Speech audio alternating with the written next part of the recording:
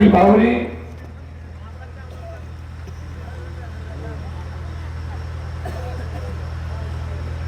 मिट्टी की बेटी सानिका, हरीश बाबूजी, गनी छोटू खान जी, हाजी जवरुद्दीन जी, छतराम जी मेघवाल, पूनाराम जी माली, सावताराम फारूका, सदर साहब जामखानी समाज के इंद्रचंद जी भंडारी, अनुराम जी रेगर, कुनाराम जी राजक, शंकर जी छिपा, छोटे भाई राजेंद्र डोकिया, भजन सिंह जी, सीताराम जी मेघवाल और सम्मानित मंच उपस्थित मौजूद बुजुर्गों, नौजवान साथियों, मातृशक्ति और छोटे भाइयों, दो तीन जोरदार जयकारों के साथ अपनी बात शुरू करूंगा। बोले भैरव जी महाराज की, बोले तेजा जी महाराज की, बोले राम साहब पीर की, ख्वाजा साहब की, करंट महाराज जी की, उपस्थित आज जनसेना स्वागत सत्कार के लिए और राष्ट्रीय लोकतांत्रिक पार्टी को समर्थन देने के लिए, अपनी प्रत्याशी को आशीर्वाद देने के लिए उमड़ा है। इसे देख के लग रहा है कि कुचेरा के अंदर इस बार बड़ा झंझला आने वाला है। कुचेरा के नौजवान और सर्व समाज इस बार सारे रिकॉर्ड तोड़ के राष्ट्रीय लोकतांत्रिक पार्टी को कुचेरा से आगे रखने का मन बना चुके हैं। भाइयों, इस पूरे जिले में और हर समाज के कुचेरा के नेताओं को वोट दिए और वोट 1952 से लेकर आज तक लगातार वोट डाले। 4824 तो 72 साल से लगातार आप मतदान कर रहे हैं अपने नेताओं का। और आपके नेता कई बार जाके भी चुनाव लड़ते हैं तो आप उनकी मदद करने के लिए उनके इलाके के अंदर भी जाते हैं। जब भी कुचेरा का कोई व्यक्ति खड़ा होता है तब आप मुझे एक ही बात कहते हो, हनुमान जी आपको आशीर्वाद तो देंगे लेकिन हमारे गांव का आदमी खड़ा है इसलिए आपको थोड़े वोट कम देंगे, गांव वालों को ज्यादा देंगे। हमेशा आपने अपने गांव के नेताओं का सम्मान किया, लेकिन दुर्भाग्य से कुचेरा विकास के मामले के अंदर पीछे रह गया। जो कुचेरा के अंदर आपको विकास नजर आ रहा है, चाहे सीसी रोड की बात हो, चाहे महाविद्यालय की बात हो, और बाहर जो हाईवे पे फ्लाईओवर सैंक्शन करवाया दिल्ली की सरकार से, ये सारे काम आपके सांसद ने मेरे छोटे भाइयों का मान और सम्मान रखने के लिए करवाया। कुचेरा के अंदर जब आंदोलन हुए, कई बार तो आपने मुझे बिना पूछे आंदोलन चालू कर दिए, मुझे धर्म संकट में डाल देते थे। कांग्रेस की सरकार के अंदर भी इनकी चलती थी और बीजेपी की सरकार के अंदर भी इनकी चलती थी। 2-3 इधर रहते थे, 2-3 इधर रहते थे और 2-3 बीच में घूमते थे। जो भी सरकार आई उसके अंदर अपनी हिस्सेदारी रखते और जो भी मुख्यमंत्री होता लास्ट में उसको जाके कहते कि साहब हमने 70 साल राजनीति की है, कम हमारा गांव में तुम्हारी चलन दो। तो कहते थे कि यार इनका गांव है, काम आ जाएंगे। अगर ये लोग चाहते तो निश्चित रूप से कुचेरा तहसील नहीं बनता। अगर कुचेरा में सब डिवीजन होता तो खीमसर की जगह कुचेरा विधानसभा क्षेत्र नाम होता उस समय 2008 के अंदर।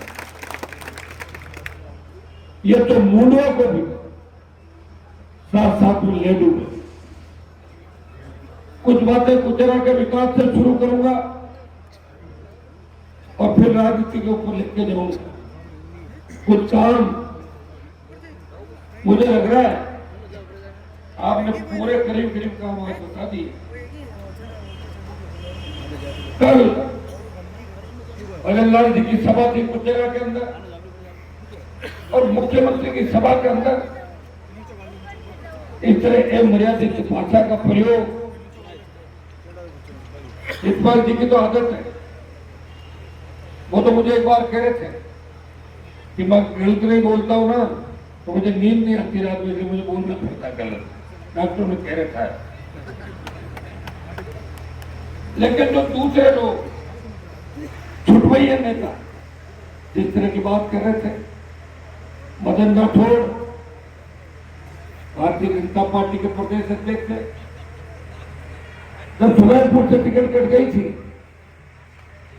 अलग फार्म भरने का ऐलान किया, अलग फार्म भरा और फार्म भरने के बाद अपनी पार्टी से बार्गेनिंग की और मोदी जी का वहां बात करी कि मैं फार्म एक छत पे उठाऊंगा कि मुझे राज्यसभा में या मंत्री का दर्जा दो।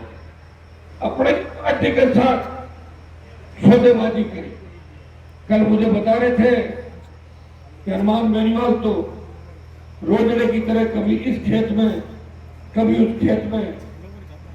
मदन जी, इस राजस्थान की राजनीति के अंदर हनुमान बेनीवाल वो लड़का है जिसने पार्टी बना के अपनी पार्टी को मान्यता दिला के बड़ी बड़ी ताकतों के मुंह बंद कर दिए।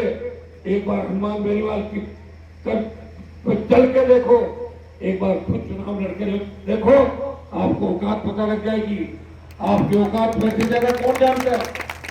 मैं तो आपको 20 साल से जानता हूं, मुझे तो रोजड़ा बता दिया, लेकिन आप तो तलवे चाटने वाला वो जानवर हो जो अपने नेताओं के तलवे।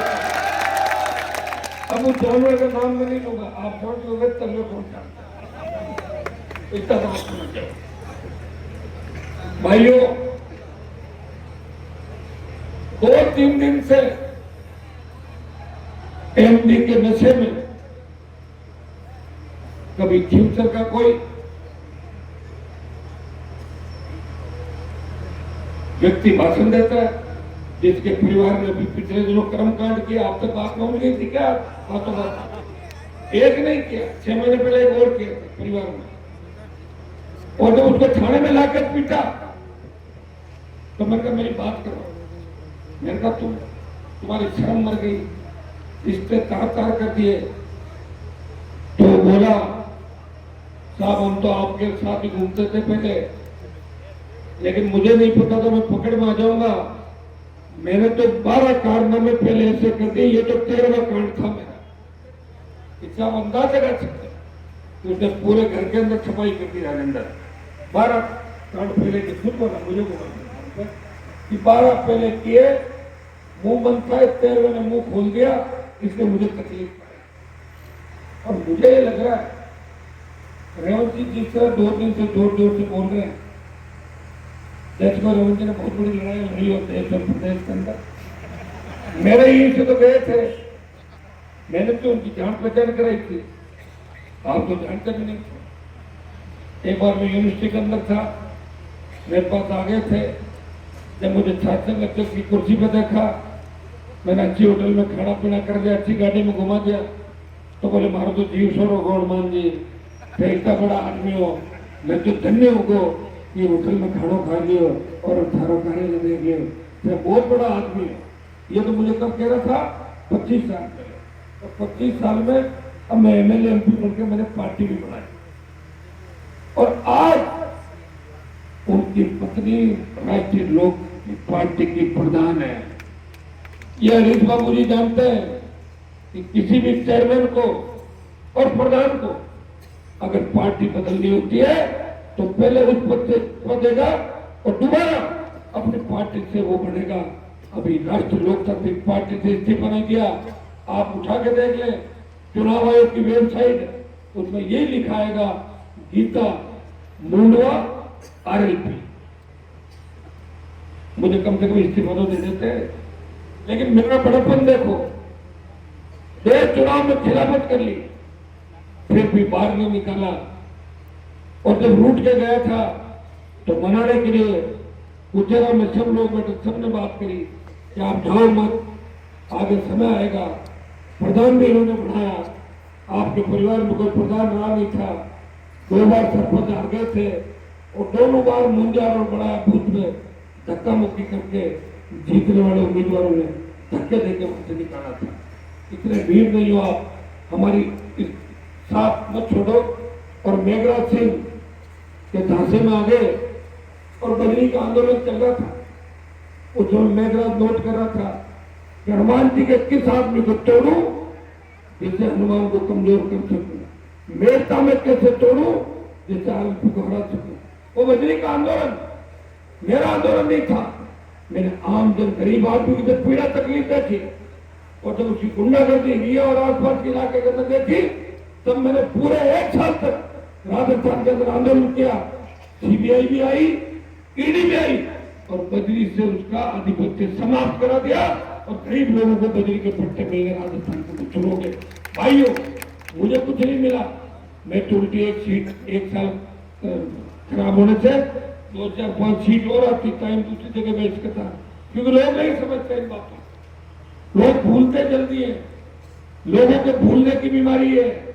इसलिए कितना भी अच्छा काम कर दो, कितना भी कुछ कर दो, सड़क पर टोल देंगे, थाने में डंडे खाएंगे, अपमानित तो होंगे, फिर भी कमल के फूल को वोट देंगे और ये हाथ को फोड़ देंगे। मैंने आपको जगाने का प्रयास किया, मैं आपको जगाने में कामयाब भी हुआ, लेकिन मेरे सामने भारतीय जनता पार्टी को जिसने उम्मीदवार उतारा वो मेरी पीठ में छुरा घोट के और उस माफिया से जाकर मिल लिया चंद पैसों की खातर और मेरे ही सामने खड़ा हो गया, तो इससे बड़ी विडंबना कुछ नहीं हो सकती।